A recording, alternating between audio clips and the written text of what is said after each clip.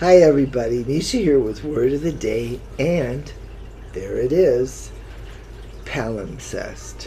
And a big shout out and thank you to my good friend Ron Lahavi for suggesting this great word. Okay, what is a palimpsest? In ancient times, when people wrote on parchment, this parchment was very valuable. Sometimes they would reuse parchment by scraping it, scrubbing it down, and just writing on it again. Now, with modern equipment, we can see all of those layers. And when we have a document like that, that is called a palimpsest.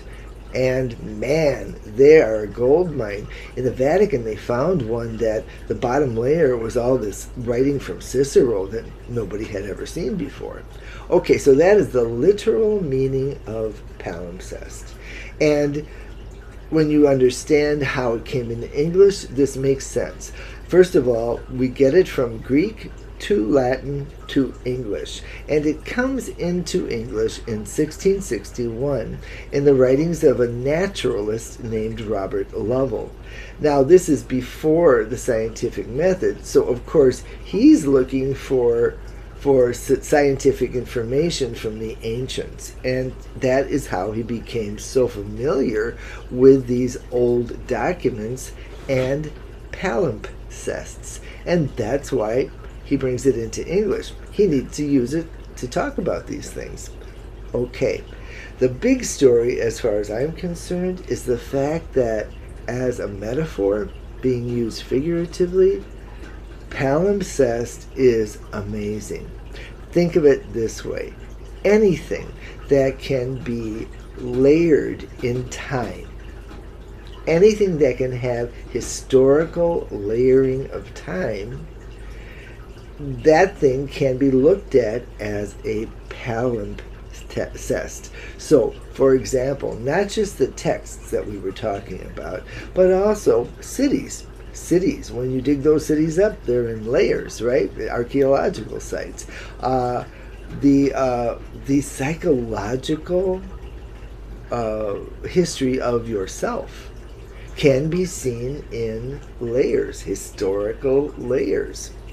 It's really an amazing way to look at things. Much better than the linear approach, I think. So, how can we use this word palimpsest? Let's have a couple sentences. Let's start with the literal palimpsest. My favorite palimpsest is the one where they found some work of Archimedes, rewriting of his information, the mathematician Archimedes, in the bottom layer of a palimpsest. And you remember that guy, he keeps coming up. He's the one in the bathtub shouting, "Eureka! I have found it! I understand the displacement of water."